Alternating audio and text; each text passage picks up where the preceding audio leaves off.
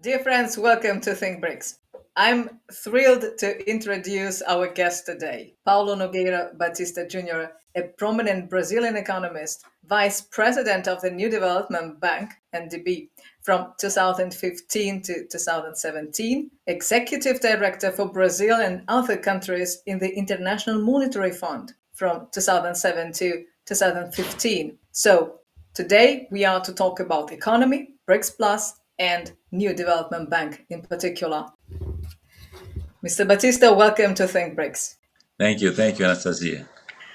Mr. Batista, you have had a rare experience of helping build the NDB from the ground up and have since become one of its most informed observers.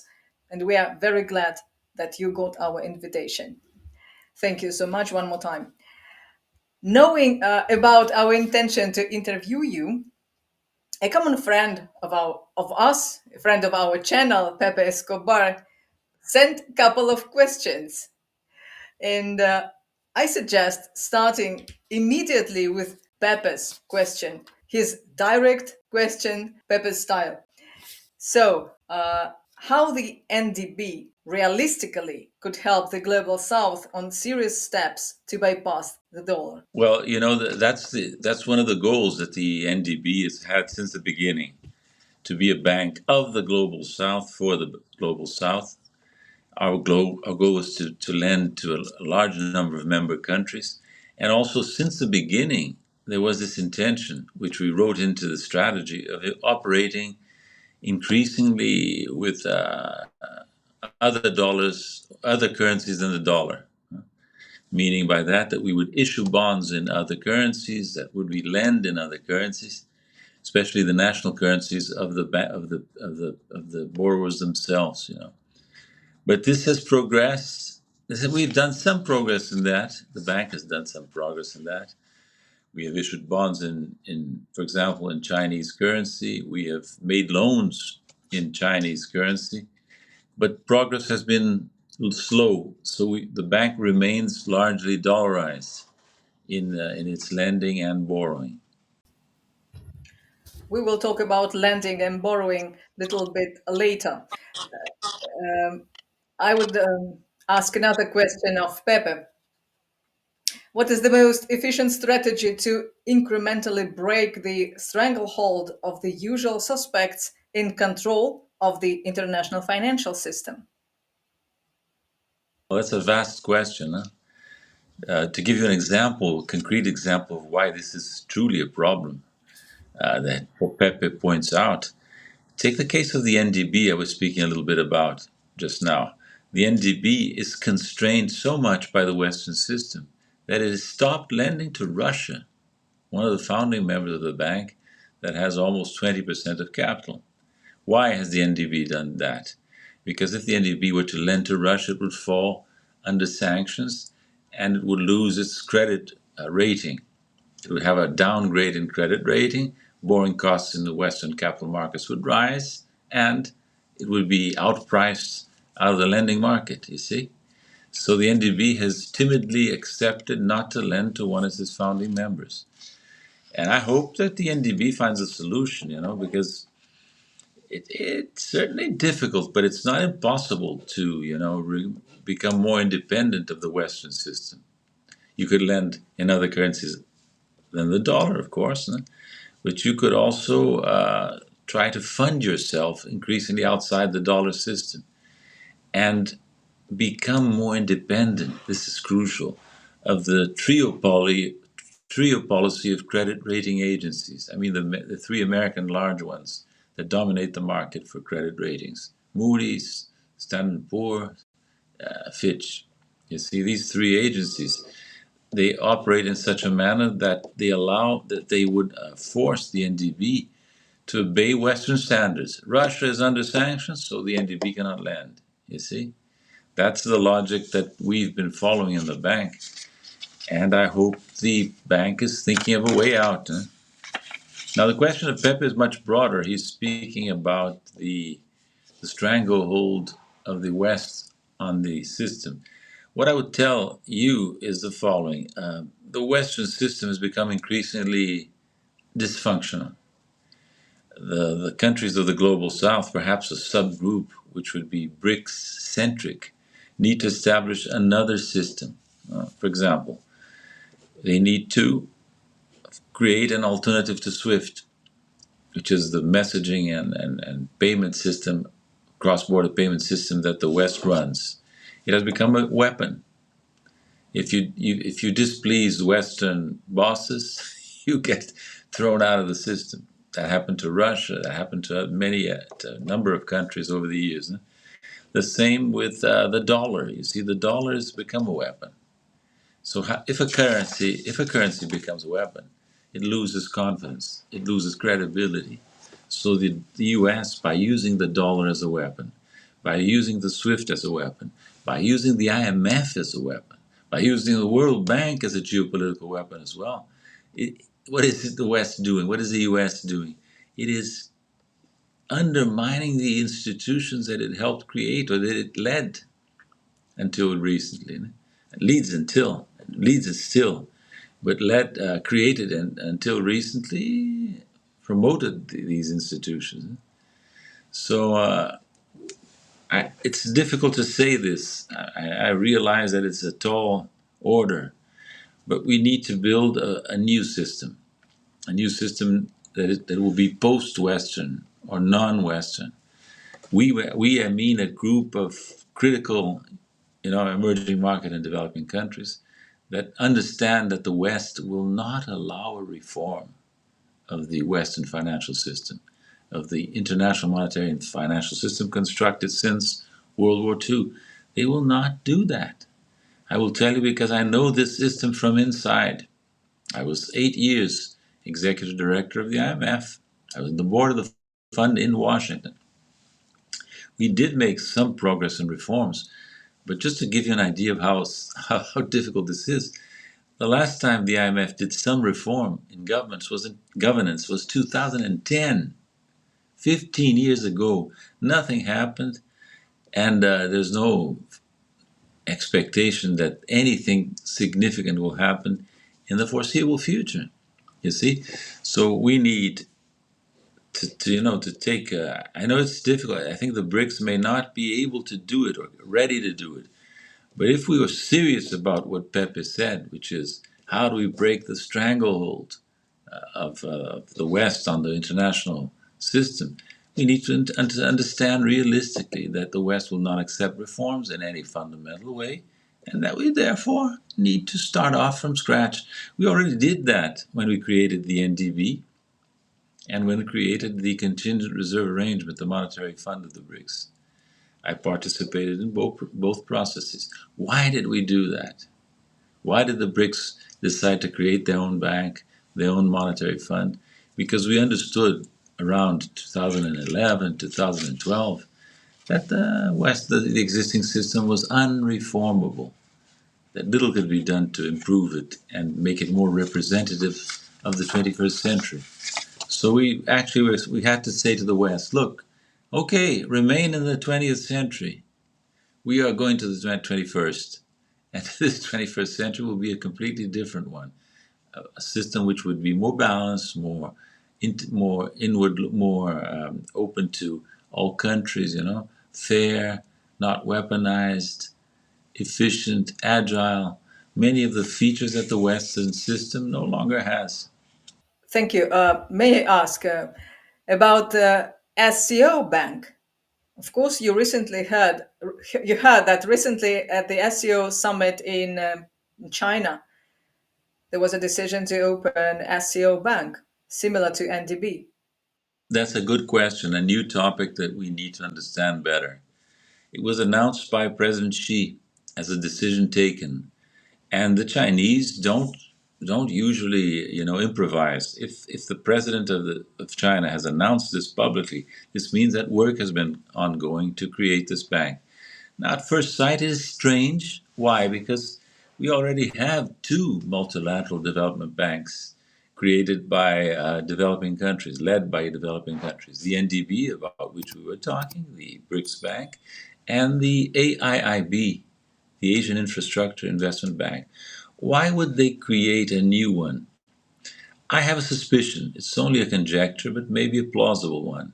I tested this conjecture in talking to a few Chinese colleagues here. I'm in China now, and this conjecture was received as plausible by them. What is the conjecture? It is precisely related to a previous question you made, which is how do we break the stranglehold, right? And then I exemplified how the stranglehold holds in the operations of the NDB with respect to Russia. So perhaps the idea is to create a bank that would not be part of the Western system, a bank that would not engage with Western capital markets, would not engage with Western credit rating agencies, would not try to issue bonds in London, in the US, in not dollars or euros, and would focus on Asia, Asia is the region where the Shanghai Cooperation Organization lies. Huh?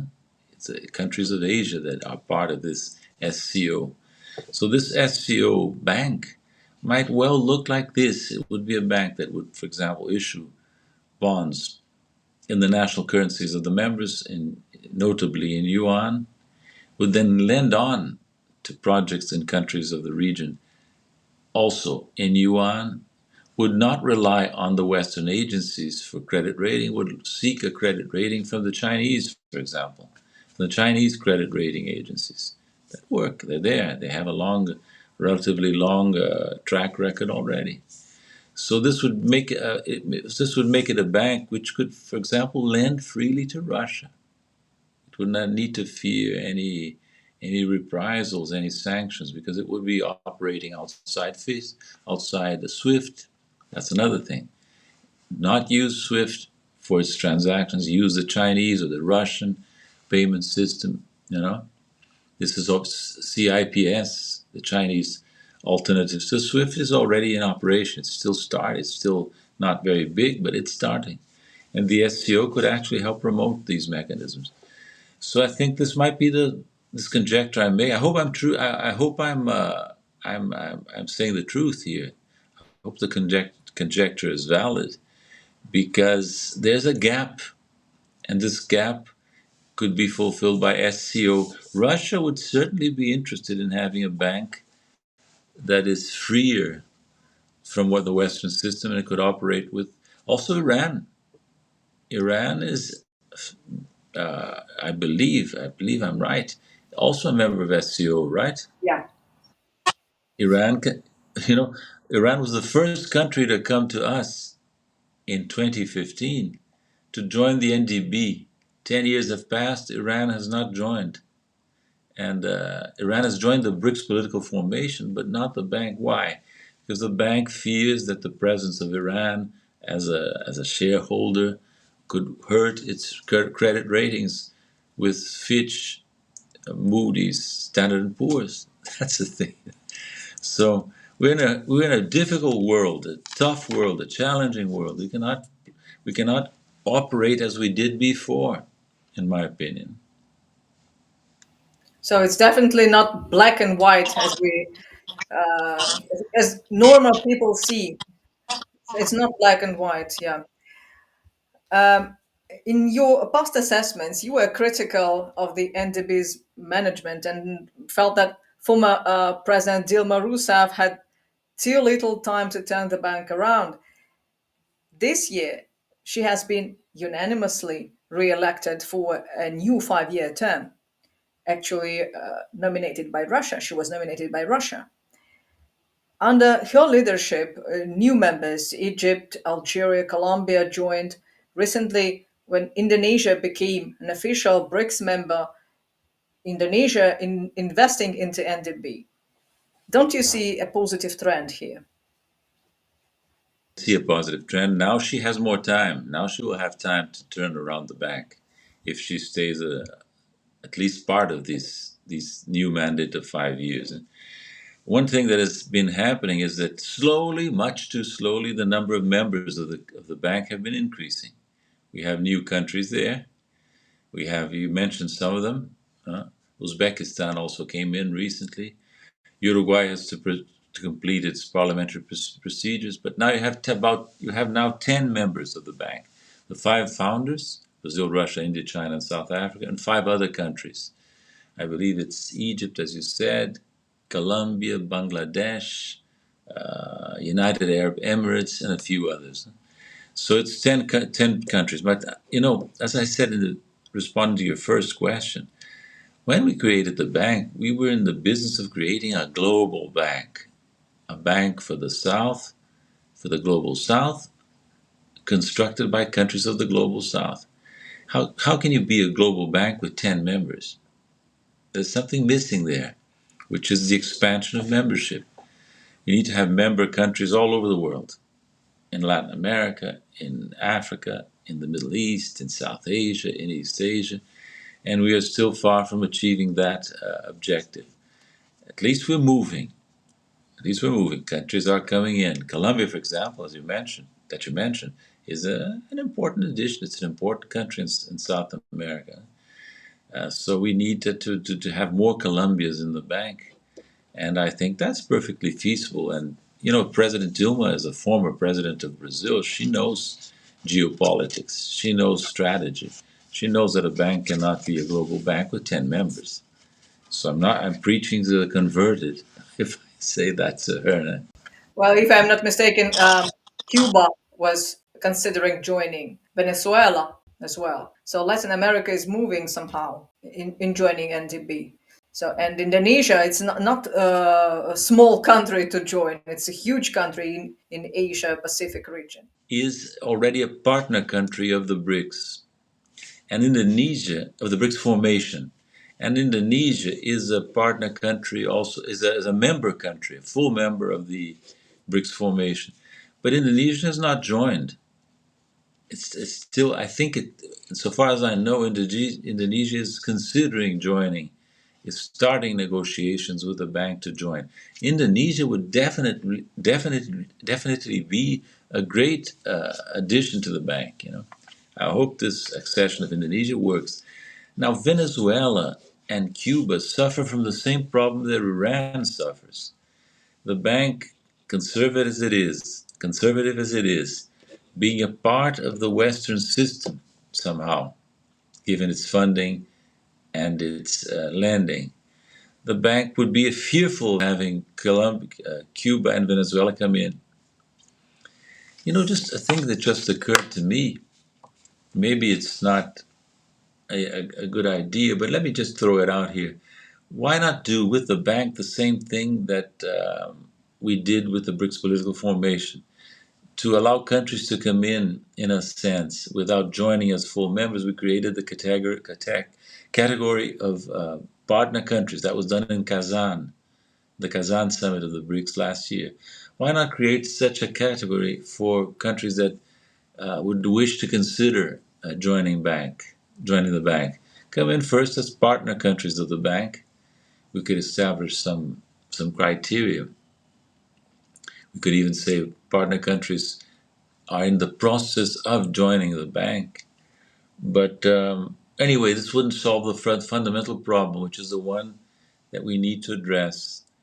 With the current system, weaponized as it is in the West, by the West, the initiatives of the BRICS need to be a different thing. They cannot be part of a system that is working against us, a system that works against Russia, a system that works against Iran, a system that works against China, even. So this may be less of a problem for my own country, Brazil, but still it is, because what happens to us when we negotiate and trade with Russia? We suffer so-called secondary sanctions because of that. So the West tries to transform Russia and Iran into toxic countries. And we cannot accept that. But not to accept it means having the clear mind and the courage to establish full-scale alternatives. And maybe that's what China and the other members of the SCO are doing in creating this development bank in the Shanghai Cooperation Organization. I see. Thank you. Uh, just to add, in October the 9th, so means 1 week ago, Chief Economic Minister of Indonesia confirmed that government approval to purchase shares in the NDB. So it's a already decided question. Around 100 billion in US dollars. So they are going to buy the share. About the portfolio NDB has, invested projects. The bank's portfolio is heavily concentrated in social and environmentally sensitive sectors like green energy, water supply, transportation and sanitation services. While these are vital, some critics argue that this focus may come at the expense of of financing what they would call a hard business or industrial infrastructure project that could also generate significant economic returns for member countries. From your perspective, is this a strategic choice by the current leadership under President Rousseff to build a distinct brand for the NDB? Or does it represent a missed opportunity to create a more diversified portfolio that could include other forms of economic infrastructure? When you define the structure of a portfolio, you need to have a focus, and that focus is given by the Articles of Agreement of the bank. It is infrastructure and sustainable development. And I believe the bank has been trying to fulfill this mandate, which is expressed by the articles. Nothing impedes the bank, from a legal point of view, of focusing on industrial infrastructure. That's perfectly feasible. It's perfectly compatible with the bank's legal structure. Now, what's going on? I don't really know. You know why? Because one of the weak spots of the NDB since the beginning, unsolved to this day, is that it is a very non-transparent bank. So by looking at the website of the bank or the official documents of the bank, you don't know practically anything relevant about the portfolio. You know general figures, general categories, general definitions, but if a researcher were to try to understand in detail what the bank is doing in terms of lending, he will not be able to unless he obtains special access to the records of the bank. And I don't want to be too negative, but this may be due to the fact that the bank is not confident about the quality of the projects it has approved. So it's not willing to put them to public scrutiny. But the bank itself is not sure in what projects they are investing money in and not sure of the result of that investments, right? So that's why they do not No, open. that's not what I mean. I mean, the bank knows, but the bank doesn't want others, outsiders, to know what it is doing in detail. And that's what the so-called lack of transparency that affects many international institutions. So since I left the bank, I don't know enough about the issue that you just raised. It's difficult to keep up with everything that happens. In the NDB is a potentially large institution, and changes have been occurring. For instance, now this year there's been a renewal of the vice presidencies of the bank. This may help. This may help bring new blood into the bank and more competent people to work on these strategic issues. In BRICS, we often hear about local currencies. NDB announced its goal to lend up to 30% of their funds in local currencies by 2030. Is it too little? Or even for this 30%, there will be obstacles? How do you think? Compared to what people like me expected, it's too little, too late. But in reality, since we have made not enough progress so far, I think that national currencies account for about 20 something percent of lending. Since we're still struggling to move forward, if the bank moves from 22% to 30, say, which is the goal, that is a beginning. No? Well, not a beginning, but it's a good result, let's say. Uh, you know, I don't know, really, I don't want to be, again, I don't want to be too ambitious, but why does the bank not rely on the experience of some good banks. Well, let's put it this way: on the good experience of some established banks in lending in national currencies. For example, the IDB, the Inter-American Development Bank, has for a number of years now been operating in Brazilian currency in Brazil. Issuing in Brazil, lending in Brazil in national currencies. If the IDB can do that, why can't the NDB do something similar? Even learn from the IDB's experience.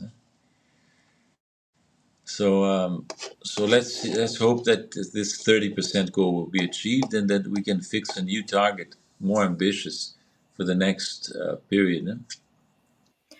But do you see any challenges even to 30%, to achieve 30%? Well, Anastasia, I'm not sufficiently familiar with the details of the situation in the bank to know whether this target is feasible or not. In principle, it would be feasible because, for example, just in yuan, you could operate more in yuan. It's a large market. The Chinese currency is more and more international. So, in principle, we could issue much more bonds in yuan, lend more in yuan, not only in China but also outside China. Why? Because the Chinese currency is increasingly accepted outside China. So other countries may well be willing to borrow in yuan. So this is perfectly feasible, and it's part of the fact that the dollar has been weakening in the international markets, given what I said before, no? Given its weaponization, the economic problems also of the United States. There's a relative decline in the dollar, and the yuan or renminbi is picking up some of the slack. So the NDB in this context could well operate more. I'm not sure. It's a bit more difficult to operate in the currencies of the other members, but it's not impossible. Witness the experience of the IDB in Brazil. You see, so I think it's possible. I think we could move forward more quickly in this and other matters. And take, for example, coming back to the question of membership, of new members of countries. The AIIB that I mentioned previously was created more or less at the same time as the NDB. It has, I believe, more than 100 members, more than 100 countries. Why cannot we be as efficient as the AIIB in terms of membership expansion? This beats me. So I believe that the bank is improving, will improve more, but it's falling short of what people like me perhaps overambitiously expected when we set out to create the bank, to build it from scratch in 2015. But like our viewers always asking us about de-dollarization, in your opinion, de-dollarization is unstoppable. Well, it's hard to say that it is unstoppable, but it has been a consistent trend. First of all, if you look at the transactions in between countries, in Southeast Asia, even outside the BRICS, there's increasing de-dollarization of transactions among the countries of ASEAN.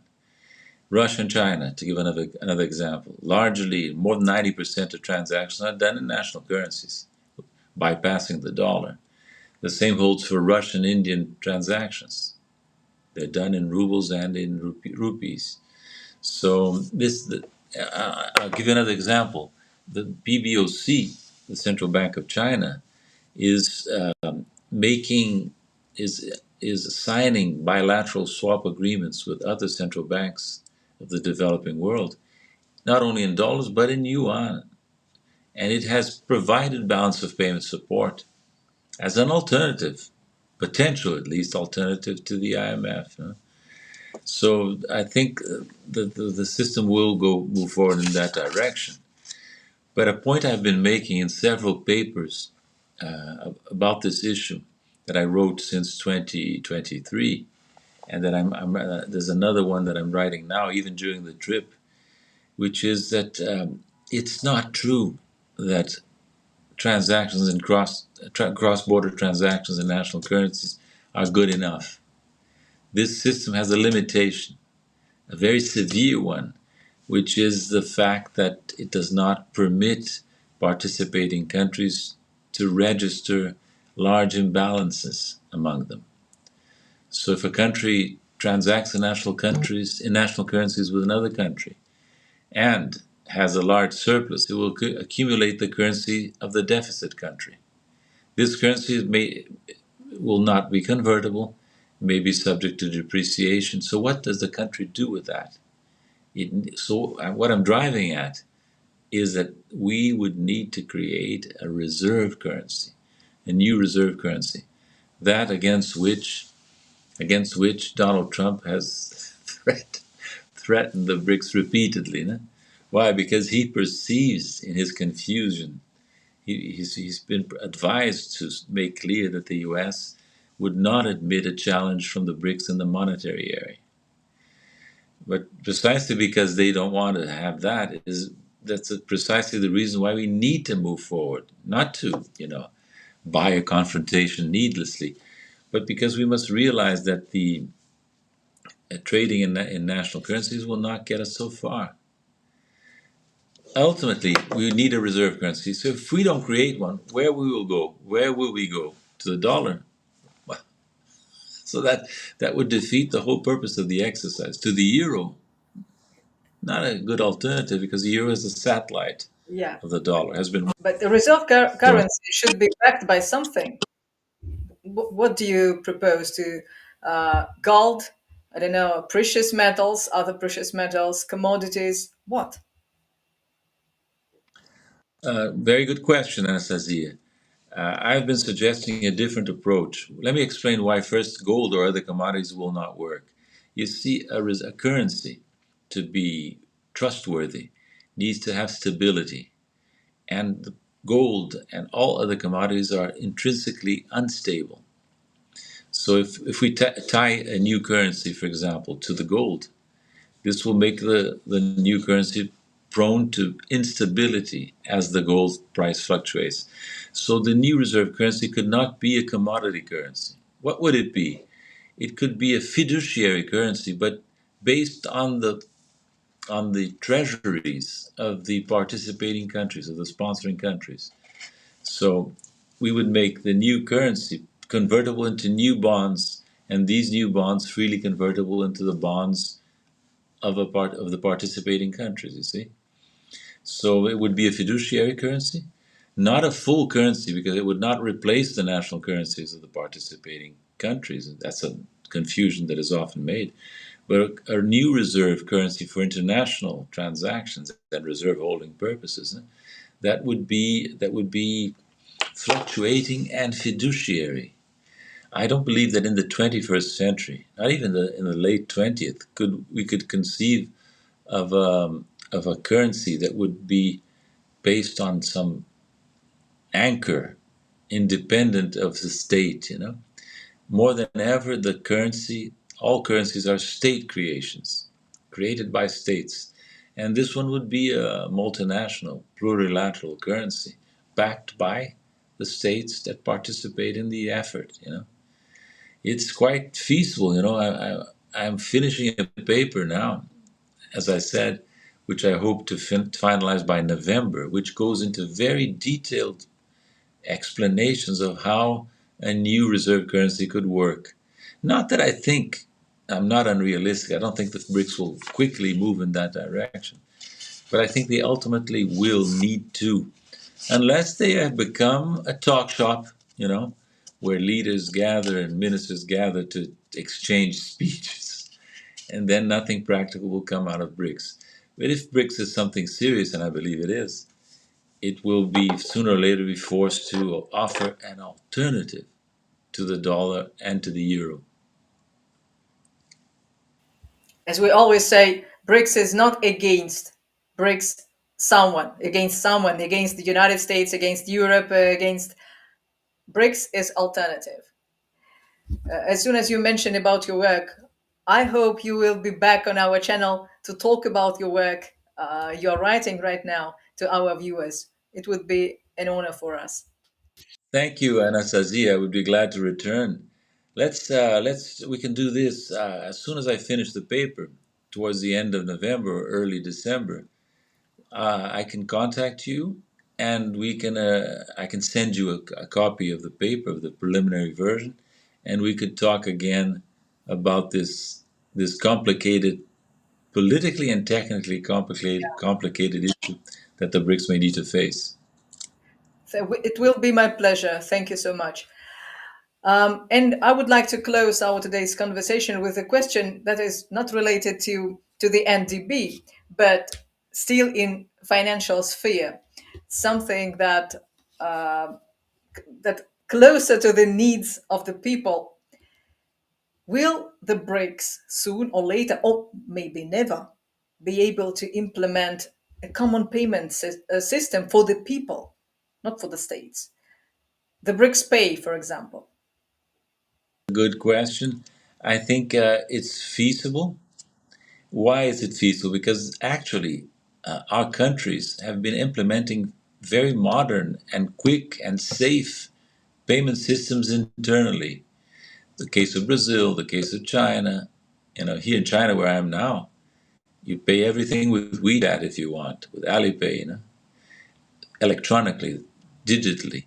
In Brazil, you pay everything if you want with Pix, replacing credit cards if you wish. And Pix has become an enormous issue in Brazil, an enormous mechanism, sorry, in Brazil. So for this to be able to be done, you need, what do you need? You need to make the systems that are in place in our several countries compatible operationally. And I believe that should be possible, get our central banks together to establish. I think this discussion has already started in the BRICS. But let me tell you something. I'm here in China. I needed to make a payment from my bank in Brazil. I did it from my desk here in the hotel through a few measures using the Alipay and my Brazilian bank, converting from renminbi into reais, all done very quickly. So we're in a new world, and in this new world, I think the BRICS would be able, yes, to offer a common system. Because, for example, in Russia, where I was recently, I had to use cash all the time because credit cards of the West are not accepted in Russia, as you know. Huh? So we need to go around that by establishing our own payment systems. A Brazilian in Russia could make payments with its resources in Brazil directly in by passing the dollar in rubles and the dollar and the Western credit card firms. So this would be very important for us if we could do it in the next few years. I should say that people who involved in the process say that this is more political. There are more political obstacles than technical ones to implement I, the entire system. that's true. It's always a political problem because you always have people inside our countries that are fearful of displeasing the West. No? So these people are often saying, "Oh, it's too soon. It's too complicated. Let's not go that way. Why do we need that?" But it will happen. As I say, it's happening already. Between Brazil, I just experienced the fact that I could make quick payments between China and Russia, small payment, small amount.